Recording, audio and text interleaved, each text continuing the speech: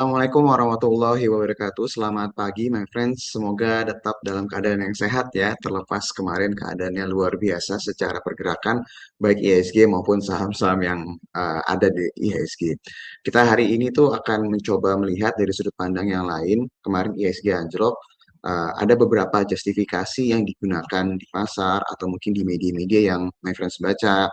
Kita akan coba kupas beberapa hal dan ini harapannya bisa kasih perspektif lain ya. Dan di akhir nanti saya akan kasih lihat gambarannya apakah sebenarnya hari ini ada nggak potensi rebound ya. Karena kalau tadi dari sisi teknikal Iwan udah kasih lihat, nanti saya akan coba tambahin beberapa perspektif untuk kasih lihat apakah potensi rebound itu terbuka lebar atau tidak pada hari ini. Saya akan share screen terlebih dahulu. Oke, Pak Fajar boleh dibantu. Ya, jadi kalau misalnya kemarin kita mendengar ya, Fitch melakukan downgrade dari sisi outlook ya, my friends ya. Baik lagi, bukan rating yang di downgrade, tapi ini adalah outlook yang di downgrade. Jadi kalau misalnya kita compile berita-berita dari lembaga rating, Moody's sudah juga melakukan, Moody's yang duluan melakukan downgrade outlook ya dari stable ke negatif.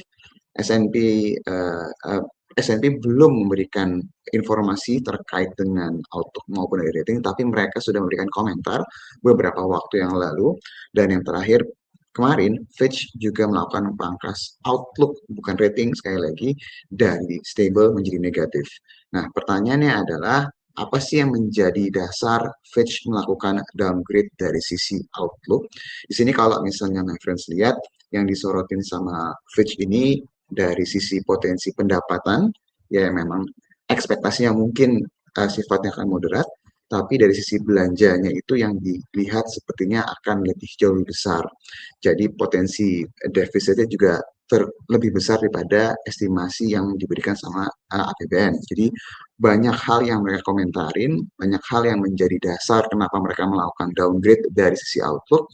Tapi kalau misalnya kalian coba telah lebih mendetail, ini sebenarnya uh, ketika kita samakan dengan Moody's yang melakukan downgrade outlook dan juga komentar yang diberikan sama pihak S&P, sebenarnya ini bukan suatu hal yang baru ya. Jadi kita coba kasih lihat bahwa apa yang disampaikan sama Fitch ini bukan suatu hal yang baru sehingga seharusnya tidak memberikan surprise effect ya. Karena my friends harus ingat bahwa pasar itu tendensinya akan selalu menggunakan yang namanya forward looking. Mereka akan melihat selalu kira-kira ke depan itu akan seperti apa. Kalau yang sebelumnya ini sudah terjadi, satu lembaga rating melakukan downgrade secara outlook, pasti cepat atau lambat pasar itu sudah melakukan kalkulasi, yang lain juga akan melakukan hal yang sama atau memberikan komentar yang kurang lebih hampir sama dengan lembaga rating yang lainnya. Jadi sebenarnya kalau ditanya apakah kemarin IHSG itu turun cukup dalam karena komentarnya, karena Fitch melakukan downgrade outlook, seharusnya enggak ya justifikasinya, my friends ya. Memang menambah, menambah berita buruknya, tapi seharusnya itu bukan, karena pasarnya sudah tahu mengenai masalah hal ini jauh-jauh hari sebelumnya. Nah, ini sebagai informasi, kalau misalnya kalian mau coba cek di websitenya Fitch, saat ini untuk long term issuer default ratingnya, my friends bisa lihat di sini, triple B, tapi outlooknya itu negatif. Nah, sebagai informasi kalau kalian lihat terakhir outlook kita berubah atau rating kita berubah itu kapan sih? Ini kalau saya mundurin datanya, terakhir itu terjadi perubahannya dari sisi outlook dan rating itu di kisaran range 2016 sampai 2017. Kalau kalian perhatikan secara seksama, di 23 Mei 2016 itu ratingnya masih triple B minus ya. Jadi kalau triple B minus naik lagi jadi triple B yang sekarang saat ini. Outlooknya pada saat itu kalau kalian lihat di sini warna hitam ya, ini ada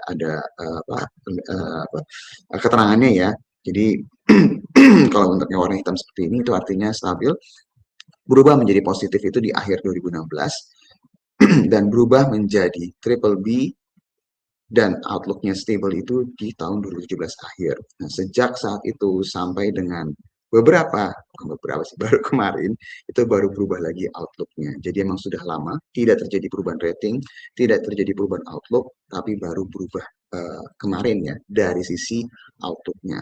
Nah, sekali lagi, kalau misalnya ditanya, apakah ini menjadi justifikasi kemarin penurunan? Seharusnya tidak, tapi menambah berita yang memang kurang baik terhadap pasar Indonesia secara keseluruhan. Terus apalagi yang kira-kira membuat pasarnya kemarin bergejolak? Kemarin kita sempat bahas mengenai data 1% ya, my friends ya. Dan kalau kalian nonton episode yang kemarin, kita sudah memberikan gambaran secara jangka panjang ini adalah sesuatu yang bagus sekali, tapi secara jangka pendek volatilitasnya akan luar biasa meningkat secara signifikan. Karena yang tadinya nggak ketahuan free float-nya angkanya sekian, kok tiba-tiba jadi turun gitu. Jadi akan banyak yang surprise ya karena melihat data tersebut. Nah, di sini saya tidak akan mengulang lagi, tapi buat kalian yang mau coba cek di mana sih, ngecek secara detail nama-nama emitennya, nama-nama pemegang sahamnya, kalian bisa masuk ke websitenya IDX ya, kalian cari, my friends bisa cari di bagian berita, terus di bagian pengumuman, nanti akan muncul seperti ini, kalian masukkan saja di kolom search-nya itu 1%, nanti akan muncul pilihan di 3 Maret 2 hari yang lalu ya, di mana pemegang saham di atas 1% semua emiten saham. Jadi nanti kalau diklik tampilan akan seperti ini. Jadi buat kalian yang mencoba cari tahu perubahannya seperti apa aja, emitennya siapa saja, pemegang sahamnya siapa saja, kalian bisa cek di bagian sini. Nah, balik lagi, kalau misalnya tanya apakah volatilitas dari data yang muncul ini masih berlanjut atau tidak, ya kalau misalnya tanya masih sangat mungkin sekali berlanjut, tapi biasanya pasar itu setelah selling pressure yang sangat tinggi harusnya akan ikuti perlawanan terlebih dahulu ya my friends, karena kan baik lagi kemarin itu kalau kalian perhatikan nggak maksudnya saham-saham yang surprise itu orang nggak ada yang sampai akhir banyak banget akhir itu nggak ada. Jadi nanti saya akan bahas lagi yang lain. Tapi yang jelas harusnya sentimen ini mereda terlebih dahulu karena surprise sudah terjadi kemarin. Nah, pertanyaannya adalah apakah saat ini ISG-nya punya potensi mengalami rebound atau tidak? Kalau melihat dari berita-berita buruk yang sudah rilis dan kalau misalnya kita lihat dari sisi regionalnya, kemarin itu juga ada tambahan sentimen dari sisi global. Jadi nggak cuma kita ngomongin Iran sama Amerika saja, tapi pasar sahamnya pun juga kalau kita perhatikan, terutama untuk pasar di Asia yang memang lagi mengalami lonjakan signifikan di pasar Korea Selatan dan di Jepang kemarin juga mengalami penurunan yang luar biasa. Jadi kalau misalnya kita kasih spotlight ini di pasar Korea Selatan, my friends akan lihat penurunan dalam 2 hari itu hampir 20% ya, mungkin hampir 20% ya kalau saya tidak salah. Jadi penurunan itu luar biasa banget. Kemarin itu kalau boleh dibilang sentimennya sangat-sangat bearish banget. Dari dalam negeri ada beritanya, dari luar negeri juga ada beritanya. Nah, tapi kabar baiknya pagi hari ini untuk pasar-pasar Asia tadi yang tadinya turunnya itu dalam banget, pagi hari ini dibuka menguat. Untuk Nikkei Jepang itu naik 3,6%, sedangkan untuk Korea Selatannya yang sempat turun 12% kemarin, pagi hari ini menguat 10,9% atau hampir 11%. Jadi kalau dilihat secara sentimen globalnya ada perlawanan dan seharusnya hal ini juga bisa membantu IHSG mendapatkan tambahan sentimen positif untuk bisa mengalami rebound di pagi hari ini. Nah, yang menarik juga perspektifnya adalah kalau kalian coba cek dari sisi statistik kemarin, memang IHSG turunnya dalam 4,57%, tapi kalau kalian perhatikan secara seksama, tekanan jual itu terjadinya sebenarnya di sisi satu, yang paling benar-benar dominan. Jadi kalau misalnya my friends perhatiin, dari awal pembukaan, terus mengalami penurunan, dan puncaknya itu di awal-awal sesi 2. Tapi setelah itu pasarnya kecenderungannya lebih ke arah stabil, terus mengalami penguatan sehingga tutupnya itu nggak lebih dari 5%-an ya. Dan yang menariknya lagi adalah kemarin tidak terjadi trading halt. Harusnya kan kalau misalnya turunnya dalam, my friends sudah lihat beberapa waktu lalu itu terjadi trading halt. Berbeda ya kalau pasar kemarin di Korea Selatan tuh sempat kena trading halt ya.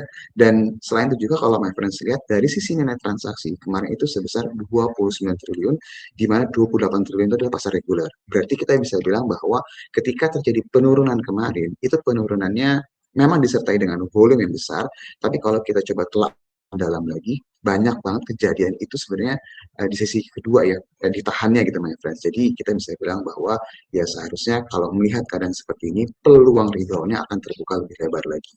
Dan kalau kalian melihat lagi dari sisi asingnya itu tidak semenakutkan dibandingkan beberapa bulan yang lalu gitu. Terjadi net sell, tapi net sell-nya masih secara tanda kutip tergolong kondusif.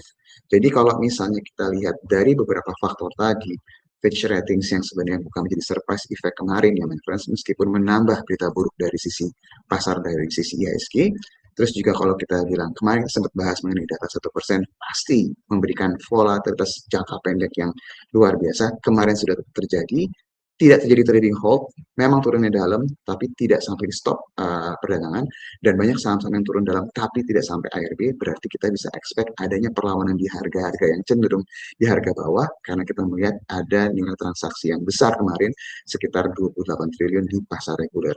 Jadi kalau ditanya, apakah hari ini peluangnya besar terjadi rebound? Seharusnya jawabannya iya. Itu kurang lebih dari saya kembalikan ke Yuri. Oke.